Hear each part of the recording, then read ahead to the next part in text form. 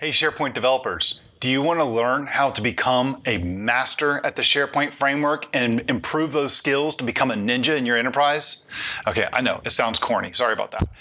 I've got a full day workshop. It's called Level Up Your SharePoint Framework Solutions for the Enterprise.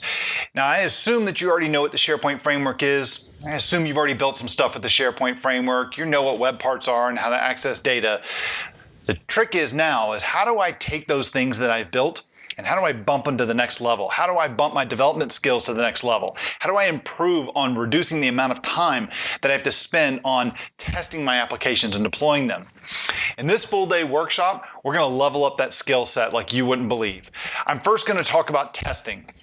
We need to see how to implement automated testing on our projects, both so that I can see my tests run while I'm coding to address any issues that come up. I can replicate bugs very easily that my customers have reported so that I can address them and fix them and check and close those issues that have been opened up.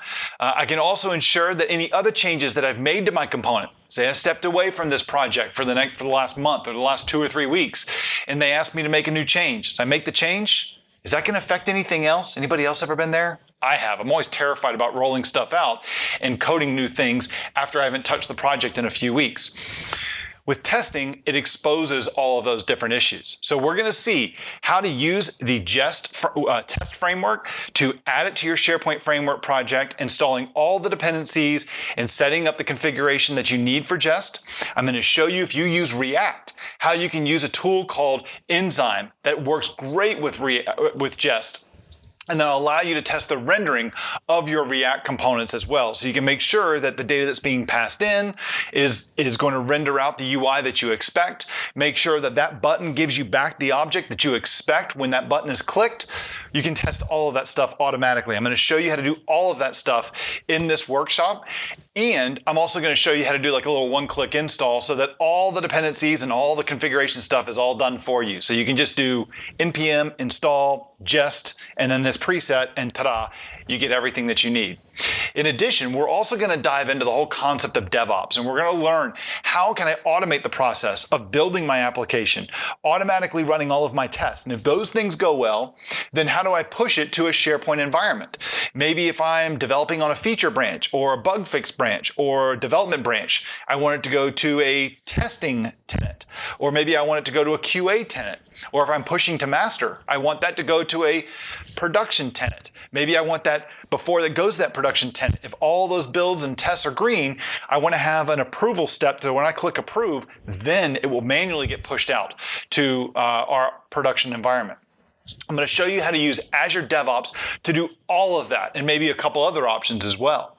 That's really going to, when you reduce the amount of time from building to deploying your stuff and being able to test it, if you can reduce that amount of time, it's going to save you a lot of time. It's going to save your customers time, and it's actually going to let you ship more stuff and deliver more features to your customers when you can kill the cadence down or drop the cadence down or increase the cadence and drop the time down that it takes to do all of those different steps.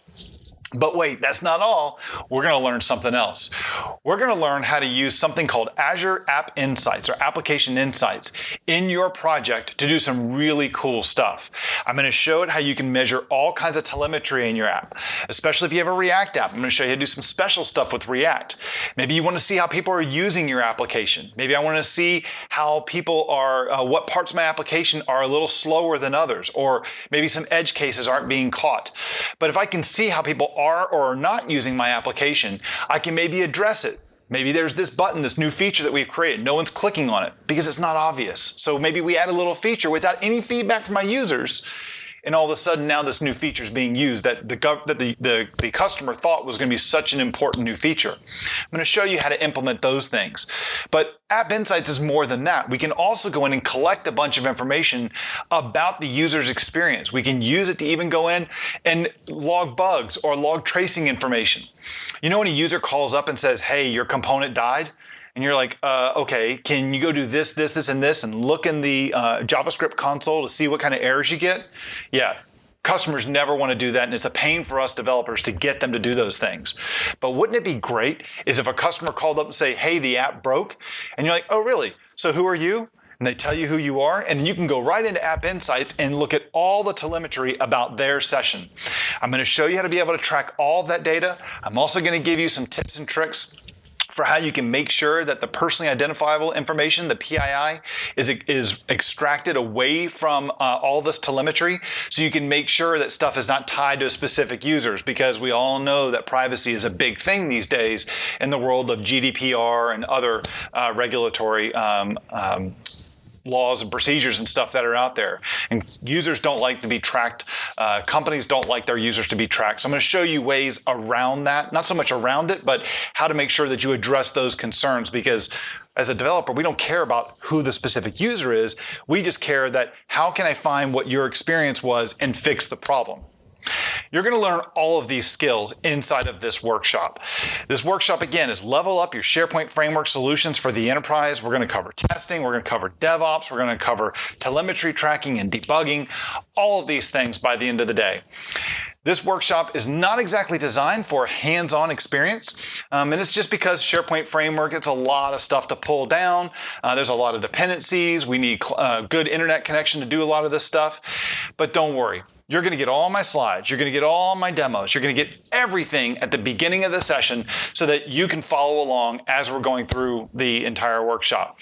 Sure, if you want to follow along and you want to try and do this stuff on your laptop, by all means go for it. But I find it's better to sit back and just understand everything that's going on. Ask the questions that you want to ask. Don't spend all this time writing down everything you see on the slides. You've got the slides. Instead, we're going to make it really easy for you to just be able to take all this content and go back to your environment and make sure all this stuff works. I hope to see you at my workshop. This should be a great experience for you to be able to level up your SharePoint framework developer experience for the enterprise to make you a more productive and more powerful SharePoint framework developer.